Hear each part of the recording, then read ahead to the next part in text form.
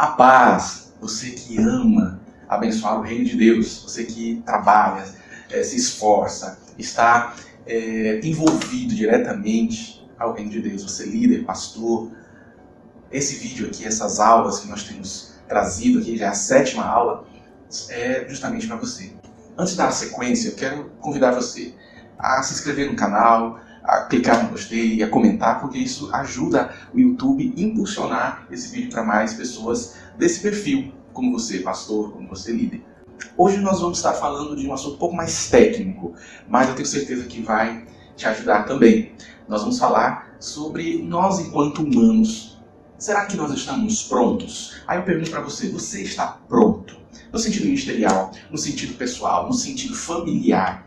Você pode dizer assim, eu estou pronto. Vamos pensar que você tem aí 80 anos. Você pode dizer assim, eu tenho 80 anos, tenho 60 anos de ministério, sou casado há 70 anos. 70 anos não dá 10 anos aí, você começou a namorar com 10 anos. Mas você está com 60 anos também de ministério, ou seja, é uma pessoa cheia de experiência. Você pode dizer assim, eu estou pronto? Então não saia daqui, porque nós vamos conversar sobre isso.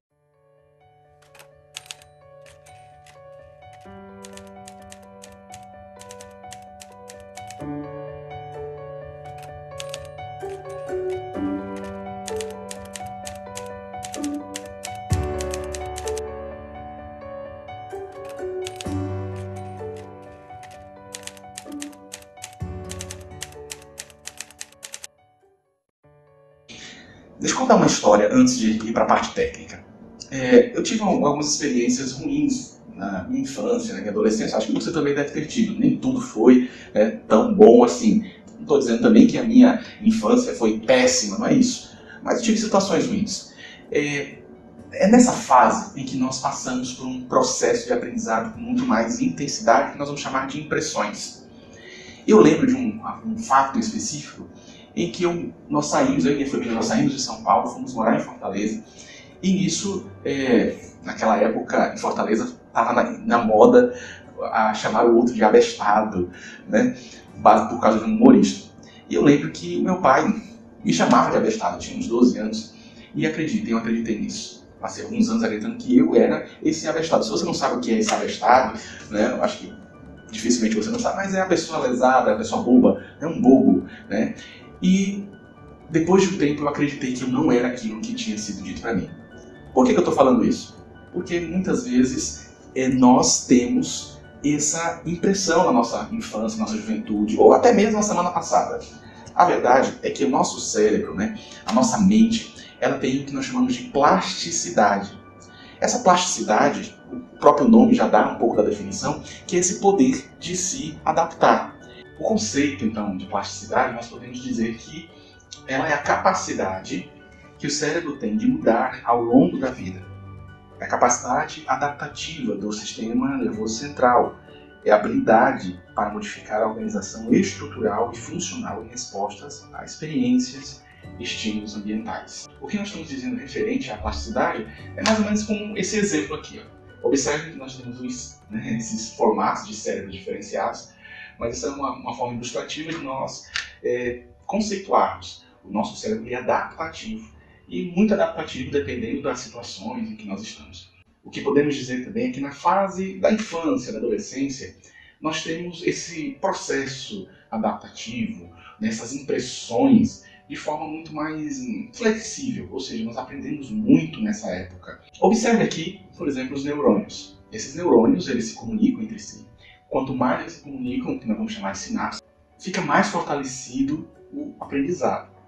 O que nós estamos queremos dizer é o seguinte, é que teve um período que nós tivemos um processo de aprendizagem muito maior e ficaram essa impressão. E quando eu falo esse aprendizado, gente, não estou falando de apenas forma racional, cognitivo, não é isso. Eu estou falando de tudo, das experiências, das emoções também aprendidas.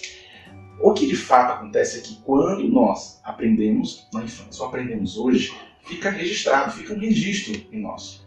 E muitas vezes esses registros ficam tão impressos, que impede alguns objetivos da nossa vida pessoal, da nossa vida familiar e também da nossa vida ministerial. E também existem pressões nos dias de hoje, ou seja, eu aprendi alguma coisa ontem, eu aprendi alguma coisa semana passada, vou aprender alguma coisa. A questão é, se você olhar há 5 anos atrás da sua vida, você vai observar que houve mudança na sua vida. Você não é a mesma pessoa, eu não sou a mesma pessoa. Existem registros.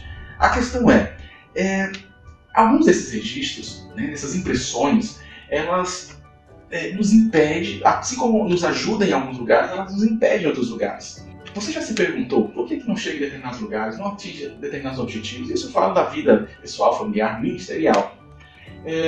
Se você já teve essa pergunta, já se perguntou isso, comente agora, dá uma pausa nesse vídeo e coloca lá, sim, já aconteceu. Ou coloca, não, nunca pensei a respeito disso. Não, acho que isso é conversa, é balela. Você coloca lá. Pare agora e comente.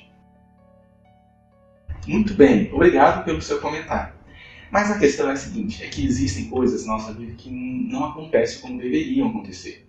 Às vezes nós culpamos algumas coisas, culpamos pessoas, culpamos o mundo espiritual, o diabo, demônios, culpamos até o próprio Deus. A questão é que tem coisas que no mundo espiritual precisam ser resolvidas no mundo espiritual.